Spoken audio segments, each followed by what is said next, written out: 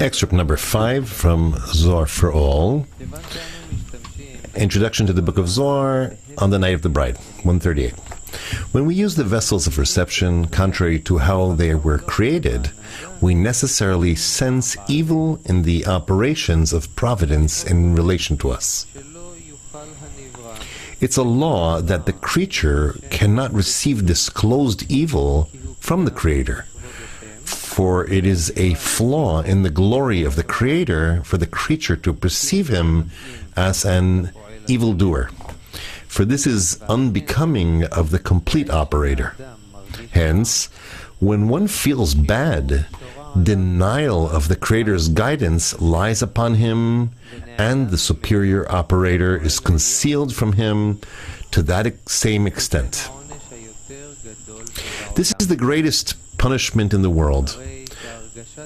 Thus, the sensation of good and evil in relation to his guidance brings with it the sensation of reward and punishment for one who exerts to not part from the faith in the Creator is rewarded even when he tastes a bad taste in providence.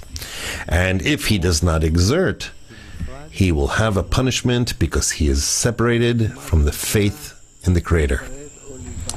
What does it mean to be separated from the faith in the Creator? What does it mean not to part from faith in the Creator? Hello? להיפרד מאמונת Let's השם, go. זה אומר שאני מוחזק על ידי העשירייה בצורה To